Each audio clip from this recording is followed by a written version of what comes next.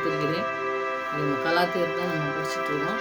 இந்த கலாத்தியர் 3வது அதிகாரத்தில் 8லேருந்து 14 வரைக்கும் உள்ள இந்த ஆசீர்வாதத்தின் வசனத்தை வந்து இன்றைக்கி தியானிக்கலாம். ஆண்டவர் வசனத்தை தியானிக்கும் பொழுது ஆண்டவர் பெரிய காரியங்கள் செய்கிறத நம்ம பார்க்கணும். அவருடைய சிலுவையின் மரணத்தை பற்றி தான் நிறைய நம்ம தியானிக்கணும். அது தியானிக்கும் பொழுதே நம்மளோடு கூட ஆண்டவர் பேசி நம்மளை எந்த இடத்துல நம்ம நிற்கணும்னு சொல்லி அவர் வந்து நம்மளை கரம் பிடித்து நடத்தி கொண்டு போய் சேர்க்கக்கூடிய ஒரு நல்ல தகப்பன் நம்மளோடு கூட இருக்கார். அதனால் வசனத்தை தியானிக்கும் பொழுது நீங்கள் நிறைய ஆண்டவருடைய பாதத்தில் அமர்ந்திருந்து அந்த வசனத்தை தியானிக்கும் பொழுது ஆண்டவர் பெரிய கருணை செய்வார். அதை நம்ம இந்த வாழ்க்கையில் நம்ம அதை சொன்னதை நம்ம கடைபிடிக்கும் போது அதை நம்ம அனுபவிக்கிறதுக்கு ஆண்டவர் நமக்கு உதவி செய்ய நம்ம ஜெயிப்போம். நல்ல தகப்பனே நமக்கு நன்றி செலுத்துகிற சுவாமி. வசனங்களின் மூலம் எங்களோடு கூட நீங்கள் பேசி வழிநடத்துகிற தயவுக்காக நன்றி செலுத்துகிற சுவாமி. உங்களுடைய வசனம் தான் எங்களுக்கு வழிகாட்டணும் ஆண்டவரே. நீங்கள் வழியும் சத்தியமும் ஜீவனுமாக இருக்கிறேன்னு சொன்ன தேவன் எங்களோடு கூட இருந்து எங்களுக்கு எல்லாவற்றிலும் எல்லாமா இருந்து எங்களை வழிநடத்துகிற தயவுக்காக நன்றி செலுத்துகிற சுவாமி.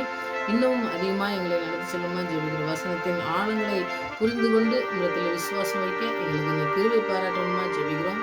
இந்த நாட்களிலே நாங்கள் விசுவாசத்தை பற்றி படிக்கும்பொழுது ஆண்டவரே நாங்களும் அந்த விசுவாசத்திலே பலப்பட ஆசீர்வாதத்தை சுதந்திரங்களுக்குள்ளே காணப்பட தேவன் எங்களுடைய குறைகளை நிறைவாக்கி எங்களை வழிநடத்தணுமா இந்த கருத்தில் அர்ப்பணிக்கிறோம். வசனத்தை ஆண்டவர் தியானிக்கும் பொழுது நீங்கள் எங்களோடு கூட பேச வேணுமா ஜெபிக்கிறோம். அவையான கருத்தில் அர்ப்பணிக்கிறோம். பொறுப்பெடுத்துக் கொள்ளணும்.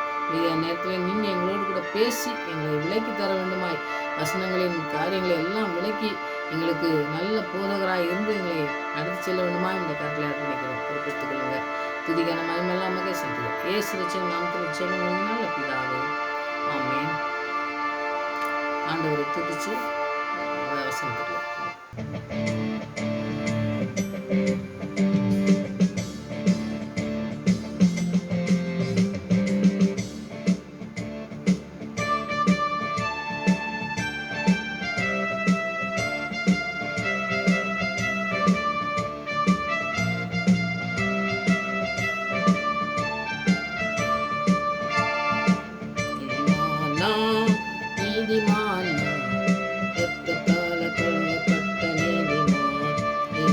இரத்தத்தால கழுவப்பட்ட நீதிமான், நீதிமான் நான், நீதிமான் இரத்தத்தால கழுவப்பட்ட நீதிமான், இயேசுவின் இரத்தத்தால கழுவப்பட்ட நீதிமான்.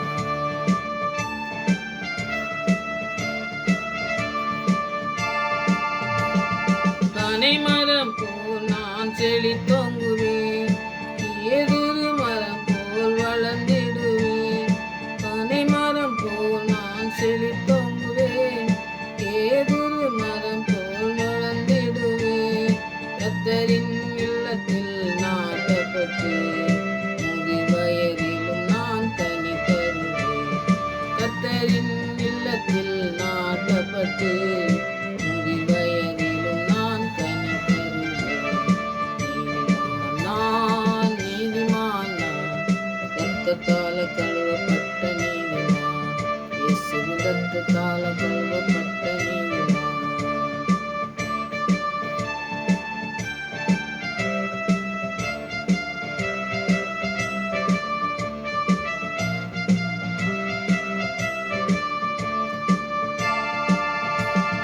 காலையிலே உம் கிருபையையும் இரவினிலே உம் சத்தியத்தையும், காலையிலே உம் கிருபையையும் இரவினிலே உம் சத்தியத்தையும், 10 நரம்புகள் இசையோடு பாடி பாடி மகிழ்ந்திருப்பேன். 10 நரம்புகள் இசையோடு பாடி பாடி மகிழ்ந்திருப்பேன். நீதிமான் நான், நீதிமான் நான், இரத்தத்தால கழுவப்பட்ட நீதிமான், இயேசுவின் இரத்தத்தால கழுவப்பட்ட நீதிமான்.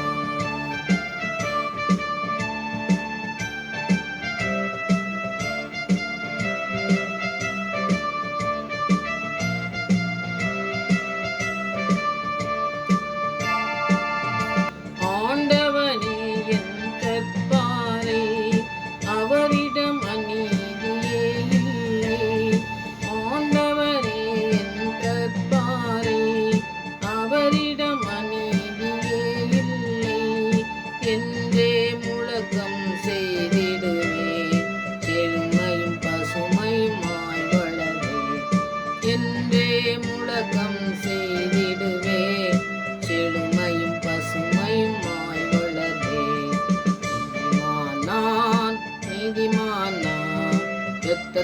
கழுவப்பட்ட நீதிமான், இயேசுவின் இரத்தத்தால கழுவப்பட்ட நீதிமான்.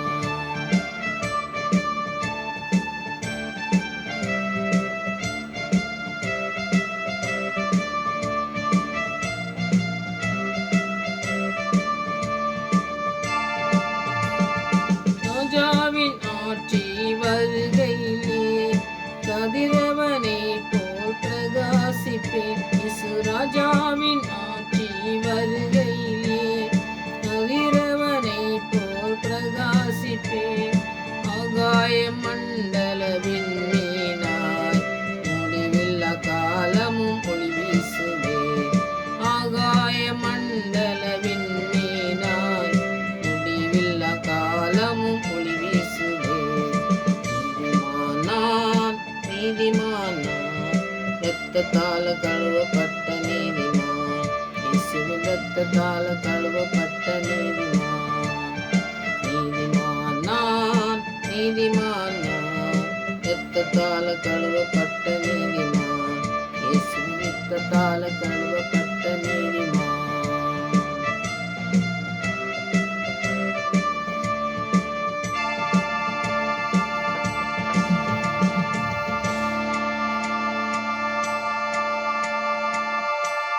நம்ம கலாத்தியர் 3வது அதிகாரத்தில் 8வது வசனத்துலேருந்து 14வது வசனம் வரைக்கும் நம்ம தியானிக்கலாம். ஒவ்வொரு வசனங்களை தியானிக்கும் பொழுதும் நீங்கள் ஜெபத்தோட கூட தியானிங்க. அப்படியே நம்ம சபைக்கு எழுதுனதுன்னு நம்ம படித்தாலும் நம்முடைய வாழ்க்கைக்கு நிறைய காரியங்களை ஆண்டவரை பற்றி நம்ம சொல்லித்தராரு. நமக்கு எழுதியிருக்காரு. ஆண்டுடைய துணையோடு தான் அவருடைய ஆவியானவர் சொல்ல தான் எழுதுனது. அதனால் நம்முடைய வாழ்க்கையில் நிறைய பிரயோஜனப்படக்கூடிய காரியங்கள் நம்ம அந்த வசனங்களை தியானிக்கும் பொழுது நமக்கு நடக்கும். அதை நீங்கள் தியானத்தோடு நீங்கள் ஜெபத்தோடு கூட நீங்கள் படிக்கும்போது வசனத்தை தியானிக்கும் பொழுது ஆண்டவர் பெரிய காரியங்கள் செய்வார். கலாத்தியர் 3வது அதிகாரத்தில் 8வது வசனத்தை முதலாவது நம்ம படிக்கலாம். 8வது வசனத்தை படிச்சிங்கன்னா, மேலும் தேவன் விசுவாசனாலே புறஜாதிகளை நீதிமானாக்கள் என்று வேதம் முன்னாக கண்டு உனக்குள் சகல ஜாதிகளும் ஆசீர்வதிக்கப்படும் என்று ஆபிரகாமுக்கு சுவிசேஷமாய் முன் அறிவித்தது. அந்தபடி விசுவாசமுள்ள ஆபிரகாமுடனே ஆசீர்வதிக்கப்படுகிறார்கள். 8வது அதிகாரத்தில் 3வது அதிகாரத்தில் 8வது வசனத்தையும் 9வது வசனத்தையும் நீங்கள் படிச்சிங்கன்னாக்கி ஆபிரகாமுடைய ஆசீர்வாதத்தை தான் ஆண்டவர் சொல்கிறத முதல்ல நம்ம பார்க்கணும். இப்போ ஆபிரகாமுக்கு ஆசீர்வாதத்தை எப்படி ஆண்டவர் அவரை எப்படி தேர்ந்தெடுத்தார் அப்படிங்கிறதெல்லாம் பற்றி பார்த்தீங்கன்னா ஆதியாகமம் 12வது அதிகாரத்தில் நீங்கள் அவர் அழைப்பை பற்றி நம்ம பார்க்கலாம்.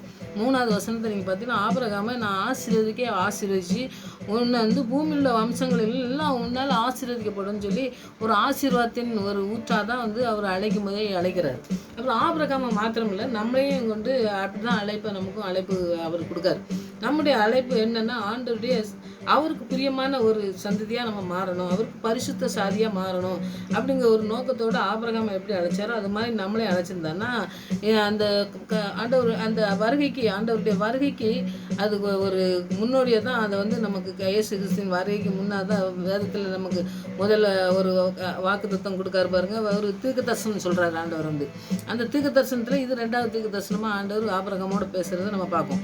ஏன்னா ஆண்டவருடைய வசனங்கள்லாம் நமக்கு தரிசனத்தை கொடுத்து நம்மளோட கூட பேசும்பொழுது அதெல்லாம் அறிவித்து ஆண்டவர் நம்மளை அதை கொண்டு என்ன நடத்தணும்னு நம்ம திட்டம் வச்சுருக்காரோ அதை செய்கிறாரு. அதுதான் அந்த தீர்க்க தரிசனம் சொல்கிறது. தீர்க்க தரிசனமாக சொல்கிற வார்த்தைகள் எல்லாம் நமக்கு பலிக்கக்கூடியது. ஆனால் தீர்க்கதரிசிகள் மூலமாக இல்லை, ஆண்டவர் தீர்க்க தரிசனமாக சொல்கிறாரு. நமக்கு சொல்லும்பொழுது அது நமக்கு நிறைவேறும். ஏன்னா மனுஷன் சொல்லி நமக்கு எதுவுமே அவன் நடத்த முடியாது. ஆனால் ஆண்டவர் சொல்லியிருந்தாலும் நமக்கு சொல்லுவார். ஆண்டவர் ஆபிரகாமை ஆசீர்வதித்து ஏன் ஆசீர்வதிச்சார்னா, சும்மா ஏதோ அவன் நம்ம சொன்னோன்னே கேட்டான் அதனால ஆசீர்வதிக்கணும் அப்படின்னு சொல்லி ஆண்டவர் ஆசீர்வதிக்கலை.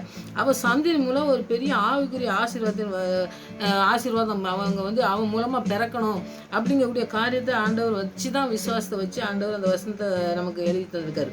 அப்போ ஆரம்பத்திலே நற்செய்தியின் நோக்கம் இந்த தேசங்கள் எல்லாத்துலேயும் நற்செய்தி பரவணும். ஏன்னா ஆண்டவர் தான் நம்மளை நீதிமானம் ஆக்க முடியும், நம்ம அவர்கிட்ட தான் விசுவாசம் வைக்கணுங்கிறத ஆபிரகாம்கிட்ட தொடங்கினவர். நம்முடைய வாழ்க்கையில் தேசங்கள் எல்லாரும் அந்த ரட்சிப்புக்குள்ளே வரணும் அப்படிங்கக்கூடிய காரியங்களை தான் இந்த வசனம் நம்ம படிக்கும் நிறையா நம்ம ஆழமாக படிக்கும்போது ஆண்டவர் நம்மளோட கூட பேசுகிறத முடிக்க நம்ம வாக்குத்தத்தம் கொடுக்காரு. நம்ம ஒரு வாக்குத்தத்தம் கொடுத்தாருன்னா அதை நிறைவேற்றி முடிக்காரு பார்த்தீங்களா நம்முடைய வாழ்க்கையில். அது மாதிரி ஆபிரகாம் கொடுத்ததை நமக்கு செய்து முடிக்கிறதுக்காக தான் ஆண்டவர் அதை எழுதி தந்திருக்காருன்னு நம்ம படிக்கலாம். அப்போ வந்து தேவன் இயேசு கிறிஸ்து மூலமாக தான் இதை நிறைவேற்றுறார். ஏன்னா வந்து பழைய ஏற்பாட்டு காலத்தில் வந்து சொன்னார், நான் ஆசீர்வதிப்பேன் அப்படின்னு சொன்னார். ஆனால் அந்த ஆசீர்வாதம் இப்போ பாருங்கள் கலாத்தியரில் அவர் எழுதியிருக்காரு. ஏன்னா இயேசு கிறிஸ்துவின் மூலமாக தான் அந்த ரட்சிப்பு நமக்கு கிடைச்சிது. அந்த ரட்சிப்பை வந்து நம்ம பெற்றுக்கொண்டு நம்ம ஆசீர்வாதமாக இருக்கோம். அது வந்து ஆபிரகாமின் ஆசீர்வாதத்தோடு கூட இதையும் சேர்த்து ஆண்டவர் வந்து எழுதி தந்து நமக்கு சொல்லியிருக்காரு. அது இயேசு கிறிஸ்துவின் மூலமாக தான் நாம் வந்து இப்போ நாம் பெற்றுக்கொள்வோம். அப்படின்னு இந்த ஆண்டவர்கிட்ட வந்து உண்மையாக விசுவாசமாக இருந்து நம்ம ஆண்டவருக்கு எத்தனை பெரிய புற மதமாக இருந்தாலும் புற தேசங்களாக இருந்தாலும் நச்சினி பணியாளர்களை அனுப்புதாங்க. பார்த்தீங்களா? ஏன் அனுப்புதாங்கன்னா அந்த ஆண்டவர் சொன்ன வசனம் தான். உலகமெங்கும் சந்ததியெல்லாம் எழும்பணும், நற்செய்தியை பரப்பணும் அப்படின்னு சொல்லி ஆண்டவர் வந்து அப்பவுமே தேர்ந்தெடுத்து வச்சு தான் நம்மளை அழைச்சி வச்சிருக்காரு. அந்த நற்செய்தி எல்லாம் உலகமெங்கும் செல்லணும் அப்படிங்கக்கூடிய காரியங்கள் வந்து ஆண்டவர் சொன்னது தான். உலகமெங்கும் போய் சுவிசேஷத்தை அறிவிங்கன்னு சொன்னார்ல, அதை நாம் செய்யணுங்கிறது தான் இங்கே வந்து கலாத்தியரில் நம்ம பவுல் எழுதி வச்சிருக்காரு. அப்புறம் பார்த்திங்கன்னாக்கி இந்த 9ஆம் வசனம் நம்ம படித்தோம் பார்த்திங்களா, அதில் வந்து பார்த்திங்கன்னா விசுவாசம் வந்து கிருபையின் மூலமாக தான் நம்ம விசுவாசம் கொண்டு மாத்திரம்தான் ரசிக்கப்பட முடியும் அப்படிங்கிறத விசுவாசத்தின் கிருபை விசுவாசம் எல்லாமே பாருங்கள் இலவசமாக கொடுக்கும். விசுவாசம் வந்து ஆண்டவர் தரக்கூடியது தான், கிருபையும் ஆண்டவர் தரக்கூடியது. அது மூலமாக தான் நம்ம விசுவாசத்தை வச்சு அவர்கிட்ட மாத்திரம்தான் அந்த ரட்சிப்பை அடைகிறோம் அப்படிங்கிற அந்த இது வந்து நம்ம இதை முழுமையாக இதுதான் வேதாகமத்தில் கொடுத்துருக்கப்பட்டிருக்கிறதுனால தான் நம்ம ரட்சிப்பை பெற்றுக்கொள்ள முடியும் அப்படிங்கிற வந்து நம்ம அதை வந்து உறுதியாக நம்பி விசுவாசிச்சா மாட்டோம்தான் அந்த ரட்சிப்பையும் கிருபையும் நம்ம பெற்றுக்கொள்ள முடியும். அதை விசுவாசிக்காமல் அந்த அர்த்தத்தெல்லாம் நம்ம தள்ளிட்டு நமக்கு ரட்சிப்பு வந்து எது என்னமோ கிடைக்குது நமக்கு அப்படின்னு சொல்லிட்டு போகிறாங்க பார்த்தீங்களா? அந்த மாதிரி ரட்சிப்பை பற்றி இது இங்கே சொல்லலை. ஏன்னா ரட்சிப்பு பெற்றுக்கொள்வது மாத்திரமில்லை, நான் ரட்சிப்பு கூட ஆக்கினை தண்டனை வருது. அதுக்கு அவங்க வந்து அதுக்கு தவறாக போகும்பொழுது அந்த தண்டனை வருது, அதுக்கு தப்பிக்கணும் அப்படின்னு சொல்லி அதுக்கு மாத்திரம் இல்லை, பரிசுத்தமாக நம்ம காக்கப்படணும், அப்புறம் நல்ல காரியங்களை செய்யணும் அப்படிங்கக்கூடியது. இதெல்லாம் வந்து ஆண்டவரோட நம்ம ஐக்கியப்பட்டிருக்கும் போது தான் வரும் அப்படிங்கிறது தான் அந்த 9ஆம் வசனத்தில் சொல்கிறாரு. அதில் வந்து நம்ம ஆண்டவர்கிட்ட எவ்வளோ ஐக்கியம் வச்சுருக்கோமோ அவருடைய கிருபை, அவருடைய விசுவாசம், அவர் தந்த விசுவாசம் நமக்கு இருக்கணும். அவர் தான் நமக்கு விசுவாசம் தொடக்கிறவரும் முடிக்கிறவருமா இருக்கார். அதனால் விசுவாசத்தை வந்து நம்மெல்லாம் சொந்த விருப்பத்தின்படிலாம் விசுவாசத்தை ஆண்டவர்கிட்ட வச்சு நம்ம ஏதாவது இருக்கோம்னு சொல்லி சொல்லலாம். ஆனால் வந்து அது முழுமையாக அடைகிறதுக்கு வாய்ப்பே இல்லை. ஆண்டவர் நம்மளோட கூட இருந்து அவர் விசுவாசி என்கிட்ட விசுவாசம் வை அப்படின்னு சொல்லி ஆபிரகாமை எப்படி அழைச்சார், இந்த பையனை கூப்பிட்டு போகும்போது எப்படி இருந்திருப்பாருன்னு நம்ம அதை வந்து ஒரு படமாக எடுத்து நம்ம இதில் நம்ம ஓட விட்டோம்னு வைங்க.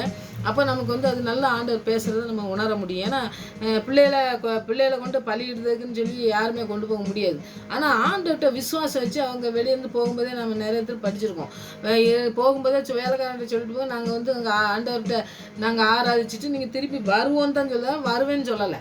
அப்போ வந்து மகனை பலியிட செய்ய போகும்போதும் பார்த்துங்க ஆண்டவர் வந்து அதுலேருந்து விடுதலை தருவார். எனக்கு அந்த விசுவாசம் இருக்குது. அப்படிப்பட்ட விசுவாசம் இருந்தது. அந்த விசுவாசத்தை ஆண்டவர் கொடுத்துருந்தார் பார்த்தீங்களா? அதனால தான் ஆபிரகாம் சந்ததியாக இருக்கணும்னு சொல்கிறாரு. அப்போ விசுவாசம் நமக்கு இருக்கணும்னாக்கா ஆண்டவர் தான் நமக்கு தரணும், கிருபை அவர் தான் தரணும். அந்த கிருபையும் பெற்றுக்கொண்டு அவர் வந்து அவரோட ரட்சிப்பை பெற்றுக்கொண்டு அதனுடைய காரியங்களை எல்லாம் நம்ம புரிஞ்சுக்கிட்டு நம்ம நடக்கும்பொழுது தான் பார்த்தீங்கன்னாக்கி நமக்கு ஏதோ தண்டனை வர்றதுக்காண்டி தான் ஆண்டவரை நம்ம தேடுதும் இந்த ரட்சிப்பைன்னு சொல்லி கிடையாது. நம்ம பரிசுத்தமாக அடையுதும் பரிசுத்தமாக வாழணும் அப்படிங்கக்கூடிய ஒரு காரியத்துக்காண்டி இல்லை, அப்புறம் நல்ல காரியங்களை செய்கிறதுக்குன்னு மாத்திரம் இல்லைங்க. எல்லாம் இது எல்லாமே ஒன்றா சேர்ந்து வர்றது தான். இது இல்லை அது இல்லை, இந்த நமக்கு இந்த தண்டனை கிடைக்காது, இந்த பரிசுத்தமாக இருக்கணும், நல்லது செய்யணும் அப்படிங்கிறது எல்லாருமே செய்யக்கூடியது தான். ஒவ்வொருத்தருக்கும் ஒவ்வொரு மாதிரி ஆண்டவர் கொடுக்குறத அவங்க செய்கிறாங்க. அப்படி செய்கிறது எல்லாமே வந்து ஆண்டவரோட ஐக்கியம் வச்சுருந்தா மாத்திரம்தான் இது செய்ய முடியும். நம்மளுடைய சொந்த விருப்பத்தின்படி செய்யவே முடியாது. அது அந்த காரியத்தை நம்ம படிக்கும்போது தான் அது தெரியும் உங்களுக்கு. அந்த காரியங்களை நம்ம செய்கிறதுக்கு ஆண்டருடைய விசுவாசத்தை, ஆண்டருடைய ரட்சிப்பை, ஆண்டருடைய கிருபையை எல்லாம் பெற்றுக்கொண்டு அவரோட இன்னும் அதிகமாக பாதத்தில் அமைந்திருந்த அந்த வசனங்களை தியானிக்கிற பிள்ளைங்களா இருந்து ஜெபிக்கிற பிள்ளைங்களா ஆவியானவர் சொல்கிறத கேட்டு அதன்படி கீழ்ப்படிஞ்சு நம்ம நடக்கும் பொழுது ஆண்டருடைய அற்புதம் செய்கிற கரங்கள் நம்மளோடு கூட இருந்து நம்மளை நடத்துறதை பார்க்க முடியும். நம்முடைய ஆபத்து பிசாசு கொண்டு வரும்பொழுது தான் பார்த்தீங்கன்னாக்கி நீங்கள் இந்த மாதிரி காரியங்கள் கிருபை விசுவாசம்லாம் இருந்தால் மாத்திரம் தான் அந்த நேரத்தில் ஜெபித்து நம்ம ஜெயத்தை பெற முடியும். அந்த இதை நீங்கள் ஆழமாக இந்த இடத்துல நீங்கள் ஜெபத்தோடு கூட படிங்க. ஆண்டவர் பெரிய காரியங்களே உங்களுக்கு கற்றுத்தருவார்னு சொல்லி நான் விசுவாசிக்கேன்.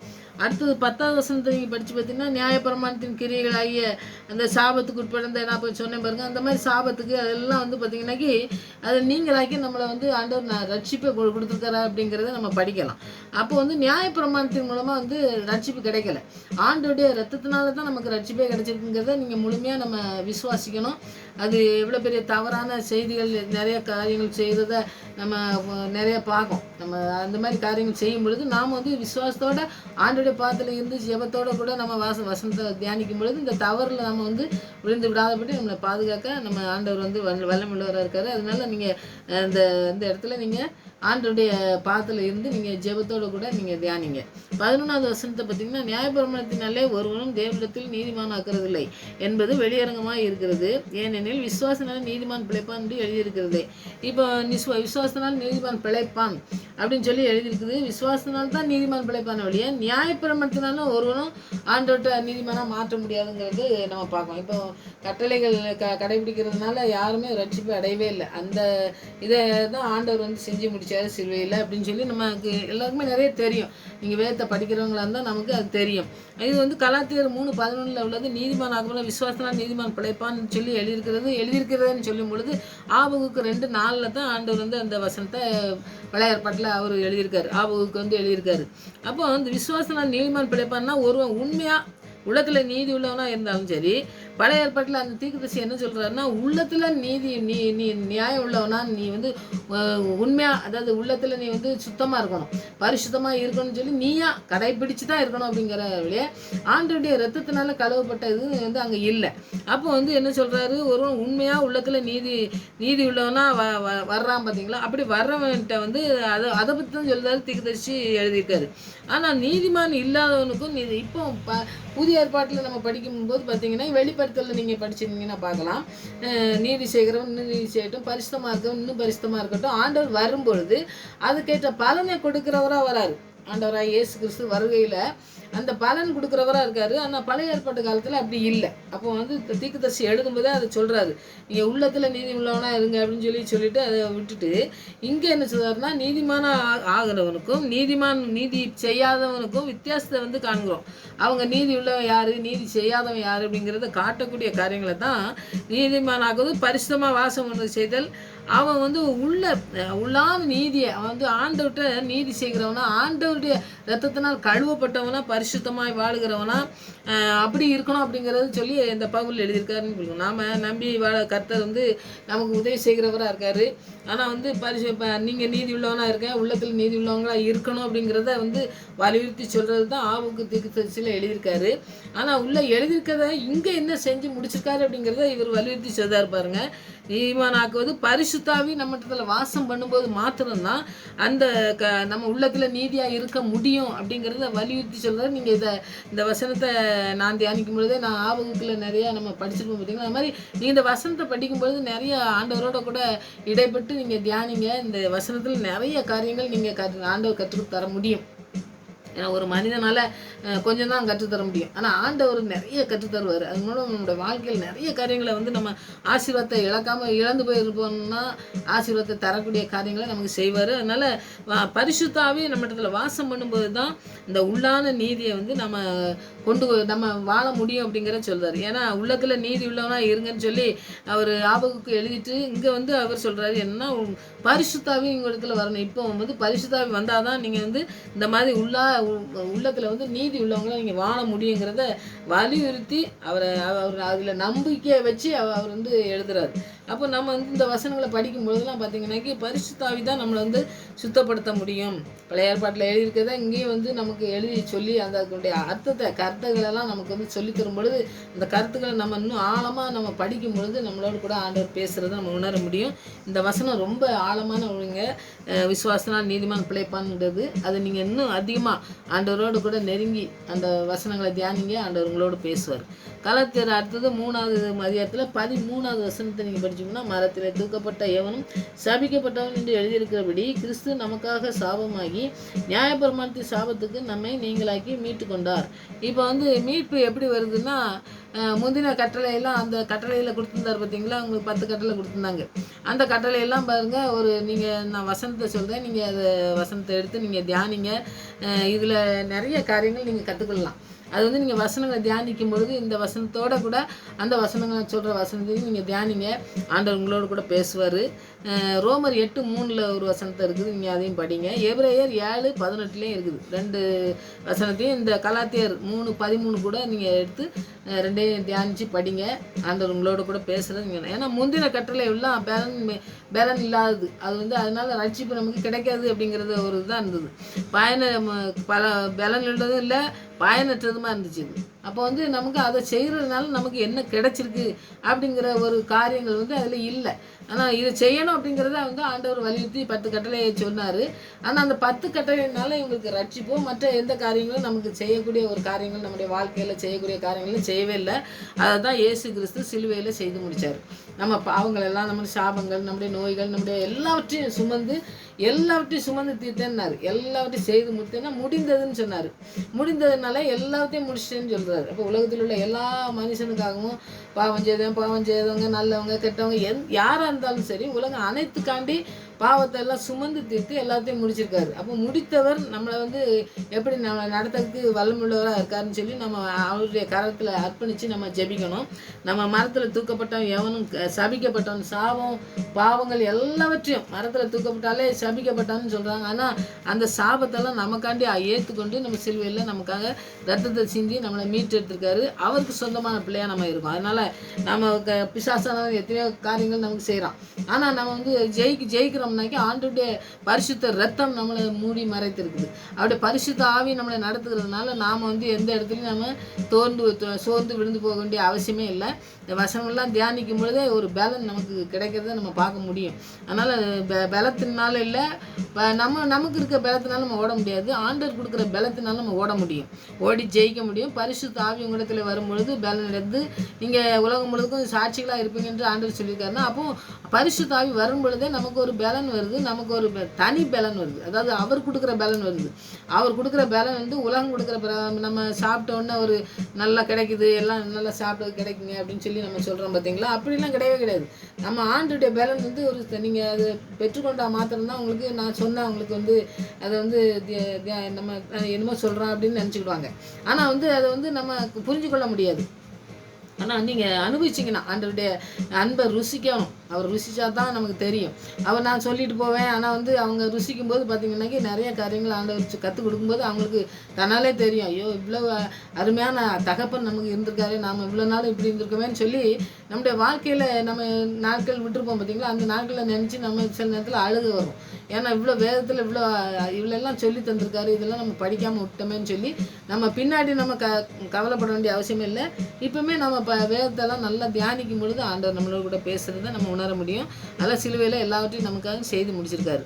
அதனால் மரத்தில் தூக்கப்பட்ட எவனும் சபிக்கப்பட்டான்னு சொல்லி சொன்னதுனால அந்த சாபத்தை எல்லாம் அவர் சுமந்துட்டு நம்மளோட சாபத்திலேருந்து நம்மளை மீட்டெடுத்து நம்மளை அவர் பிள்ளையாக மாற்றிருக்காரு.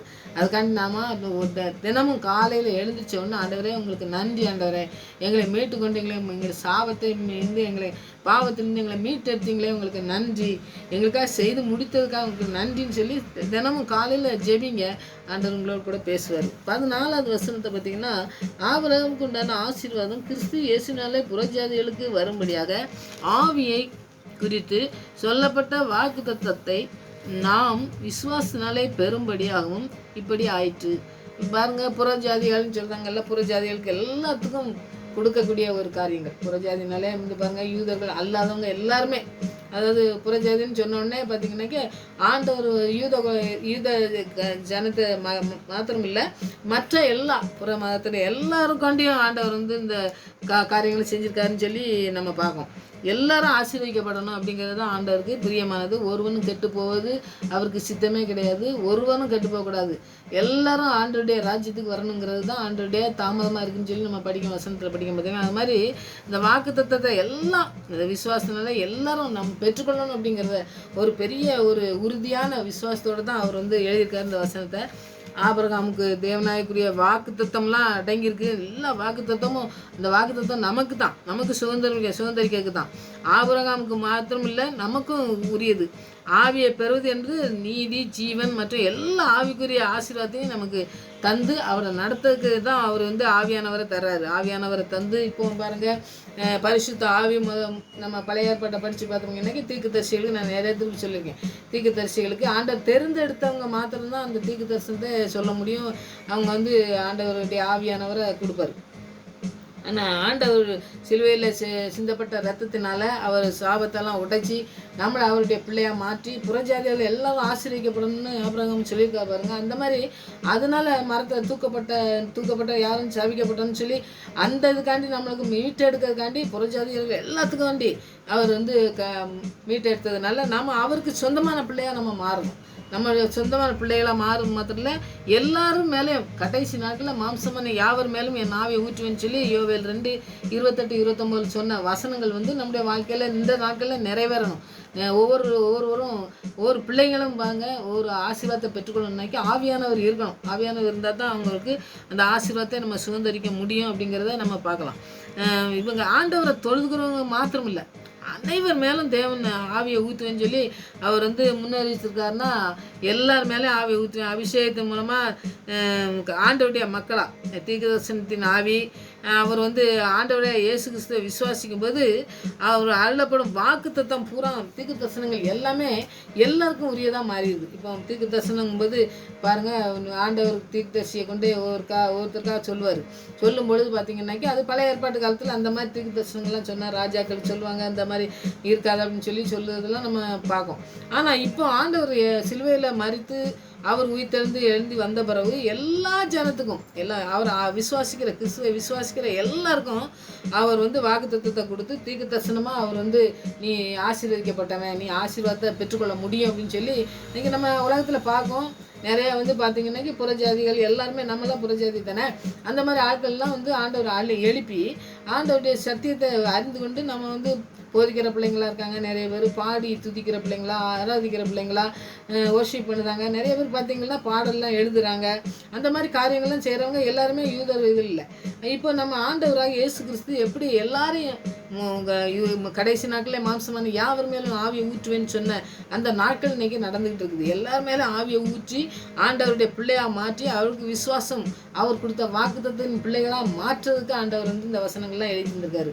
அப்போ இந்த வசனங்களை தியானிக்கும் பொழுது பார்த்திங்கன்னா ஆபிரகாமுக்கு மாத்திரமல்ல நம்மளையும் ஆசீர்வதிக்கிறதுக்கு தான் இந்த வசனங்களை வாக்குத்தத்தமாக கொடுத்துருக்காரு. அந்த வசனங்களை நம்ம தியானிக்கும் பொழுது ஆண்டவருக்கு நன்றி சொல்லி ஆண்டவருடைய கிருபையினாலே நமக்கு வந்து அழைத்த தேவன் நம்மளோடு கூட இருக்காரு. நம்மளை வந்து கிருபையினால் மாத்திரமல்ல நம்மளை வந்து எப்படி விசுவாசிக்க, நம்மளோட விசுவாசத்தில் நம்ம பெறப்பட்ட கிருபையை ரட்சிக்க எல்லாத்தையும் சந்து நம்மளை அவரோடு கூட ஐக்கியப்பட்டு நம்மளை நடத்துறதுக்கு அவர் வந்து அழைக்கிற அழைப்பு குரலுக்கு நம்ம செவி சாய்த்து நம்ம ஒப்பு கொடுத்தோம்னா ஆண்டவர் நம்மளை ஆசீர்வதித்து இந்த நாட்களில் ஆவியானவரால் நிறைத்து நம்மளை நடத்துவதை நம்ம பார்க்க முடியும். நம்மளை மாத்திரம் இல்லை, நம்முடைய பிள்ளைகளை சுற்றியில் இருக்க எல்லா பிள்ளைகளையும் வந்து அந்த ஆசீர்வத்து சுதந்திரிக்கணும்னாக்கி ஆவியானவரால் நடத்தப்பட்டு ஆண்டவர்கிட்ட விசுவாசம் வைத்து அவருடைய பாதத்தில் அமர்ந்திருந்த வசனங்களை தியானிக்கும் பொழுது ஆண்டவர் பெரிய காரியங்கள் செய்கிறத நம்ம உணர முடியும். அதனால் ஆண்டவருடைய கரத்தில் அர்ப்பணிப்போம், ஆசீர்வாதத்தை சுதந்திரத்துக் கொள்வோம். நம்ம நீதிமானில் ஆண்டவர் நம்மளை நீதிமானாக மாற்றிருக்காரு. விசுவாசனால் நீதிமான் பிழைப்பான் அப்படின்னு சொல்லி ஆண்டவர் சொல்கிற வசனங்கள்லாம் இந்த நாட்களில் அப்படியே நம்முடைய வாழ்க்கையில் நிறைவேறி முடிக்க நம்ம ஜெயிப்போம். ஆண்டவர் பெரிய காரியங்கள் செய்வார். ஜெயிப்போம். எதை நினைத்தோம் நீ கலங்காதே மகளே, யெகோவா தேவன் உன்னை நடத்தி செல்வார். யெகோவா தேவன் உன்னை நடத்தி செல்வார். எதை நினைத்தும் நீ கலங்காதே மகனே, யெகோவா தேவன் உன்னை நடத்தி செல்வார். யெகோவா தேவன் உன்னை நடத்தி செல்வார். அரசாமி எங்களை நடத்தி செல்கிற நல்ல தகப்பனாக இருப்பீங்க. நன்றி சுவாமி. கிருபையினாலும் எங்களை ரட்சிப்பினாலும் அலங்கரிக்கிற தேவனாக இருக்குமே நன்றி. விசுவாசத்தை தொடக்கிறவரும் முடிக்கிறவருமா இருக்கிறீங்க. நன்றி ஆண்டவரே. எங்களுடைய விசுவாசத்திலே பலப்பட கிருபை செய்யுங்க ஆண்டவரே. இன்றைக்கு ஆபிரகாமுக்கு விசுவாசம் எப்படி இருந்தது, அதுபோல விசுவாசத்தோடு உங்களுக்கு ஜெபிக்க எங்களுக்கு கற்றுத்தர வேண்டுமா ஜெபிக்கிறேன் ஆண்டவரே. ரட்சிப்பின் அனுபவத்தை நாங்கள் பெற்றுக்கொள்ள கிருபை செய்யுங்க. இந்த பரிசுத்த ரத்தத்தினால் எங்களை கழுவி சுத்தப்படுத்தி எங்களை நீதிமானாய் மாற்றினீரே, நமக்கு நன்றி சுவாமி. எந்த தகுதியும் இல்லாத எங்களை தெரிந்து கொண்டீங்களே, நன்றி. எங்களை அழைத்தவர் உண்மை உள்ளவர். எங்களை அப்படியே விட்டு விடாதபடி எங்களை கரம் பிடித்து நடத்துகிற தகப்பன் கூட இருக்கிறபடியா நன்றியோடு துதிக்கிற ஸ்தோத்திரிக்கிறேன் ஆண்டவரே. எங்களுக்காக சிலுவையில் ஏற்பட்ட பாடுகளுக்காக நன்றி. உடைய சரீரம் எல்லாம் கிழிக்கப்பட்ட ஆண்டவரே, நாங்கள் செய்த பாவங்களுக்காக கிழிக்கப்பட்டதே, பரிசுத்த ரத்தம் சிந்தப்பட்டதே, அதுக்காக கோடி நன்றி செலுத்துகிறோம் ஆண்டவரே. எங்களை மீட்கும் பொருளாய் வந்தீங்களே, எங்களை தெரிந்து கொண்ட ஆண்டவரே, உங்களுக்கு சொந்தமான பிள்ளையா மாற்றினீங்களே ஆண்டவரே, உங்களுக்கு நன்றி. இப்படி தழும்புகளால் நாங்கள் சுகமாகிறோம் ஆண்டவரே. எங்களுக்கு வியாதிகள் வரும் பொழுது, எங்களுக்கு வேதனைகள் வரும் பொழுது நாங்கள் ஆண்டவரை எங்களுடைய சாபங்களை, எங்களுடைய பாவங்களை எல்லாவற்றையும் ஆண்டவர் அகற்றி உமக்கு பிள்ளையா எங்களை எழும்பி பிரகாசிக்க செய்கிறீரே, உமக்கு நன்றி. நற்செய்தி உலகமெங்கும் பரவும். ஒவ்வொரு பிள்ளைகளும் நீதிமானாய் மாறணும். ஒருவரும் கெட்டு போவதும் சித்தமல்ல ஆண்டவரே. ஒவ்வொருவரையும் நீதிமானாய் மாற்றுவதற்காக ஆவியானவரை தந்திருக்கீங்க. இந்த ஆவியானவரை பெற்றுக்கொள்ளட்டும் பிள்ளைங்க. கடைசி நாட்களே மாம்சமான யாவர் மேலே நாவை ஊற்று வேண்டி சொன்ன வார்த்தை இந்த நாட்களிலே நடக்கட்டும் ஆண்டவரே. ஆவியானவர் பரிசுத்தத்தை கற்றுக் கொடுப்பது மாத்திரமல்ல, அவரோடு கூட ஐக்கியப்பட, அவரோடு கூட இணைந்து வாழ்க்கையிலே ஒவ்வொரு நாளும் நாம் கடந்து செல்ல பாதை காட்டுகிறவராய் இருக்கீங்க ஆவியானவரே, எனக்கு நன்றி. எங்களை நடத்தி செல்லுங்க ஆண்டவரே. எங்களை கரம் பிடித்து நடத்தி நேரான பாதையிலே செல்ல எங்களுக்கு வழிகாட்டி நீங்க மாத்திரம் ஆண்டவரே. மனிதன் காட்டுகிற வழியிலே நாங்கள் போய் விழுந்து விடாதபடி தேவனுடைய அன்பின் பிரசனத்திலே நாங்கள் எப்பொழுதும் இருந்து ஆண்டவரே, உம்முடைய வல்லமுள்ள வார்த்தைகளை மாத்திரம் விசுவாசித்து நாங்கள் ஜெபித்து ஓடி ஜெயிக்கிற பிள்ளைகளாய் காணப்பட கிருபை செய்யுங்க. சத்ரு எவனை விழுங்கலாமோ என்று சுற்றி திரியும்போது தேவ ஆவியானவர் எங்களுக்காக பரிந்து பேசுகிறவரா, எங்களுக்கு விடுதலை தருகிறவரா இருக்கிறவரா நன்றி. ஆலோசனை கொடுத்து நடத்தி செல்லுங்க ஆண்டவரே. ஒவ்வொரு நாளும் உடைய பிரசன்னம் எங்களை நிறைக்க வேண்டுமா ஜெபிக்கிறேன் ஆண்டவரே. ஒவ்வொரு நாளும் உடைய பலன் எங்களுக்கு தர வேண்டுமா, உடைய கிருபையை தர வேண்டுமாய், உடைய வல்லமுள்ள பிரசன்னம் எங்களை ஊற்றி வழிநடத்த வேண்டுமா ஜெபிக்கிறேன் ஆண்டவரே. உடைய வல்லமுள்ள கருத்துக்களை நாங்கள் அர்ப்பணிக்கும் பொழுது ஆண்டவரே பெரிய காரியங்களை செய்வேன் என்று சொன்ன தேவனே உங்களுக்கு நன்றி. யோசுவாவை அழைத்த போது பயப்படாதே என்று சொல்லி ஆண்டவரே, கலங்காதே என்று சொல்லி கடைசி வரை நான் கைவிட மாட்டேன் என்று சொன்னீங்களே ஆண்டவரே. நான் விட்டு விலகுவதும் இல்லை, உன்னை கைவிடுவதும் இல்லை என்று சொல்லி யோசுவாவை அழைத்த தேவன் கடைசி வரை நடத்தினீரே. அதுபோல எங்களுடைய வாழ்க்கையிலும் ஆண்டவரே வார்த்தையின் மூலமா எங்களோடு கூட பேசியிருந்தால், எங்களோடு கூட நீங்கள் இடைப்படும் பொழுது அப்படியே செய்து முடிக்க வல்லமுள்ளவராக இருக்கீங்க. மனிதனுடைய வார்த்தை மாறி போகும், என் தேவனுடைய வார்த்தை அப்படியே நிறைவேற்ற வல்லமுள்ளதா இருக்க நன்றி. வானமும் பூமியும் ஒளிந்து போவின் வார்த்தைகளை ஒருபொழுதும் ஒளிந்து போக என்று சொன்ன வார்த்தையின்படி ஆண்டவரே எங்களுடைய வாழ்க்கையிலே ஒவ்வொரு நாளும் கிரியை செய்து கொண்டிருக்க நன்றி ஆண்டவரே. எங்களுடைய ஆவி ஆத்மா சரீரம் முழுவதையும் ஆளுகை செய்யுங்க ஆண்டவரே. தடை செய்த சத்துருவின் திட்டங்கள் எல்லாம் அர்த்தமாகட்டும் ஆண்டவரே. ஹல்லேலூயா. உங்களுடைய வல்லமுள்ள பிரசன்னம் இந்த நாட்களிலே எங்களுடைய வாழ்க்கையிலே நிறைவேறட்டும் ஆண்டவரே. எந்த இடத்துல வெக்கத்தோடு நாங்கள் இருக்கிறோமோ அந்த இடத்துல உயர்த்துகிற தேவன் என்று நாங்கள் அர்ப்பணிக்கிறோம் சுவாமி. அர்ப்பணிக்கிற ஒவ்வொரு பிள்ளைகளுடைய வாழ்க்கையிலும் ஆண்டவரே அற்புதமாய் நீ நடத்தி செல்ல வேண்டுமா இந்த கருத்துல அர்ப்பணிக்கிறேன் ஆண்டவரே. உங்களுடைய பரிசுத்த ரத்தத்தினால் கழுவி சுத்தப்படுத்தும் பரிசுத்த வாழ்க்கையை தாங்காண்டவரே. தகப்பனே உமக்கு ஸ்தோத்திரம். உமக்கு பிரியமான வாழ்க்கை வாழ எங்களை அர்ப்பணிக்க நீங்க கிருபை செய்யுங்க ஆண்டவரே. கேட்கிற பிள்ளைகளுக்கும் அப்படியே நீ செய்து முடிக்க வேண்டுமா ஜெபிக்கிறேன் ஆண்டவரே. ஒவ்வொரு பிள்ளையோட வாழ்க்கையிலும் ஆண்டவரே நீங்க அற்புதத்தை செய்யுங்க, அதிசயங்களை செய்கிற நாட்களாய் இருக்கட்டும் ஆண்டவரே. ஆவியானவரால் ஊற்றப்பட்டு நடத்துகிற நாட்களாய் மாறட்டும் ஆண்டவரே. ஓ ஜீசஸ், உமக்கு நன்றி. நீரே ஆளுகை செய்யும், நீரே எங்களோடு கூட பேசும் ஆண்டவரே. நீங்க தான் எங்களுக்கு துணையா இருக்கணும், நீங்க தான் எங்களுக்கு ஆலோசனையா இருக்கணும், நீங்க தான் எங்களை நடத்தி செல்லணும். உங்களுடைய கிருபையினால் எங்களை மூடி மறைத்து பாதுகாக்கணும் ஆண்டவரே. அன்றைக்கு யோபு ஆண்டவரை வெளி எடுத்து காத்தது போல எங்களுடைய வாழ்க்கையிலும் ஆண்டவரை அவர் ஆசீர்வாதத்தை பெற்றுக்கொண்டது போல ஆண்டவரே, பிசாசனம் எவனை விழுங்கலாமோன்னு சுற்றி நாட்களிலே ஆண்டவரே நீங்க பிள்ளைகளை நடத்தி செல்ல வேண்டுமா ஜெபிக்கிறேன் ஆண்டவரே. ஒவ்வொருவருடைய கரத்தையும் பிடித்து நடத்தி செல்ல வேண்டுமா அர்ப்பணிக்கிறோம் சுவாமி. நீங்க அர்ப்பணிப்பை ஆண்டவரை அங்கீகரித்து எங்களுடைய ஜெபத்துக்கெல்லாம் பதில் கொடுத்துருக்கிறபடியா நன்றி ஆண்டவரே. நோக்கி பார்த்து பிரகாசம் அடைந்தால் முகம் வெக்கப்படலையே ஆண்டவரே. அதுபோல எங்கள் முகங்கள் வெக்கப்படாதபடி எங்களை பாதுகாக்கிற ஒரு வல்லமுள்ளவருடைய கரத்திலே அர்ப்பணிக்கிறோம். உடைய பாதத்திலே அமர்ந்திருந்து வசனங்களை தியானிக்கிறோம் ஆண்டவரே. இந்த வசனங்களின் மூலமா அநேக பிள்ளைகளோடு கூட நீ பேச வேண்டுமா ஜெபிக்கிறேன் ஆண்டவரே. இந்த வசனங்களை தியானிக்கும் பொழுது நாங்கள் வெறுமையாக வராதபடி ஆண்டவரே உங்கள் ஆசீர்வாதத்தை பெற்றுக்கொண்டு ஆண்டவரே வாழ்க்கையிலே ஆண்டவரே உங்களுடைய நாமத்தை மகிமைப்படுத்துகிற பிள்ளைகளாய் காணப்பட எங்களுடைய வாழ்க்கை பிரயோஜனமா இருக்க என் தேவன் தாமே நீங்க வணைந்து கொள்ள வேண்டுமா ஜெபிக்கிறோம். உங்களுக்கு வந்த பிள்ளைகளாய் வணைந்து கொள்ளுங்க ஆண்டவரே. நீர் எப்படி செய்து வழிநடத்த போருக்காய் நன்றி. இந்த ஜெபத்துக்கெல்லாம் பதிவு கொடுத்து நன்றி. இன்னமும் நடத்த போருக்காய் நன்றியோடு துதிக்கிற ஸ்தோத்திரிக்கிறேன் ஆண்டவரே. இந்த ஜெபத்துக்கு பதிவு கொடுத்தோம்னா நன்றி. இந்த வல்லமுள்ள கருத்துக்களை அர்ப்பணிக்கிறோம். போக்கும் பிரசனம் இருக்கட்டும், போக்கில் கூட இருக்கட்டும். இன்னும் இந்த நாள் வரை நடத்தினவர் இனியும் நடத்துவார் என்ற விசுவாசிலே பலப்பட கிருபை செய்து வழிநடத்த போருக்காய் நன்றி செலுத்துகிறேன். மறுபடியும் உங்களுடைய சமூகத்தில் வருமுறை எங்களை காத்து வழிநடத்தமா ஜெபிக்கிறேன். துதி கனமாய் எல்லாம் மகே செலுத்துகிறேன். பேசுகிற சொன்னால் ஜெபம் நல்ல பிதா.